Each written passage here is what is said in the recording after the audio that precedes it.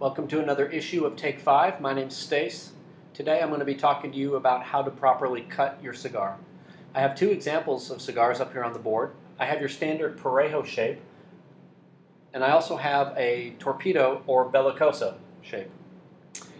Typically what you'll do with your cigars is you will want to stay on the back side of the horizontal axis as you're holding your cigar this way. You'll see that the cigar is horizontal and then it starts to curve towards the cap and come around. You want to stay on the back side of that horizontal axis. The two cigars that I have for you today, this one is the Natural Dirt Torpedo by Drew Estate. I also have the Padron 1964 Aniversario, slight box press there. What I want to do is show you how to properly cut those cigars. If you look closely at the cigar, you're going to see basically that imaginary line that I told you about, the horizontal axis and then the curve at the cap. If you look closely, you want to stay behind that horizontal axis that I told you about. So those are my imaginary lines, and you want to stay on the back side of that area. I got a couple different cutters for you today. The first example is a guillotine, or called a straight cut. What you do is you basically just push down on the mechanism there to open. You'll slide it into position and cut. Second cutter that I have for you today is called a V-cut, and I don't know if you can see that there, but what you want to do there is you basically just put the cigar in and hold it firmly against the back and cut straight through, and what that'll do is that'll notch a V into the cigar. So as my examples here, I'll use the straight cut on this guy. So basically you want to stay behind that vertical line, and you will cut right there. That should be all you need on your Parejo. On the bellicoso or the torpedo, using the V cut,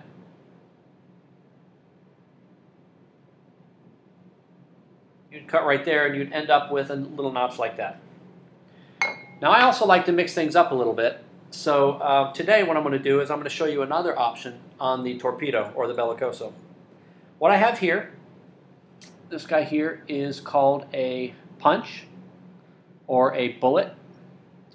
And what it does is it notches a hole into the back of the cigar. Traditionally what people will do is they'll use on the Parejo shape, they'll just drill a hole straight into the back. And after you've drilled the hole, this little tool will push the excess tobacco out of the end of your punch. What I like to do is mix it up a little bit, and I will show you a neat little thing that you can do with the torpedo or the bellicoso shape. What I will do is I will notch a hole in the top of my cigar, and then I will turn around and I will notch a hole on the underside. So what that will do is that will basically create two areas where the air can pass through and bringing in smoke. Punch that out here. All right, got that out. Now what you're left with there is a hole in the top as well as a hole on the back. What that does is as the smoke comes through, it allows the smoke to come through the channel and come up out of the top towards your olfactory senses, your nasal passage there, as well as down out of this hole and hit straight on your tongue.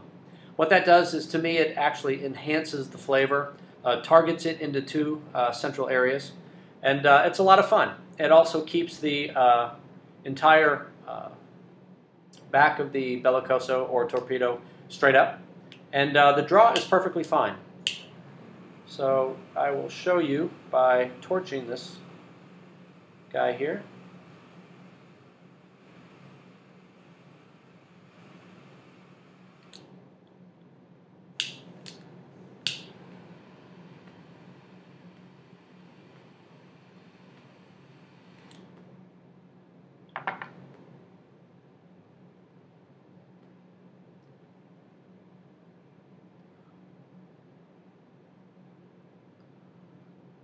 Very good.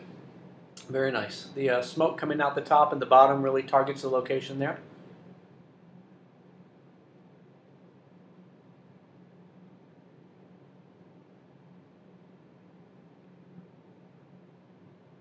And there you have it. So I hope you learned a little bit today about different ways to cut your cigar. Mix it up a little bit. There's really no right or wrong way, as long as you stay behind that horizontal axis that I told you about. Coming up above that, you'll run into the wrapper, and you run the risk of having the wrapper unravel, which none of us want to have. So until next time, long ashes. Thanks.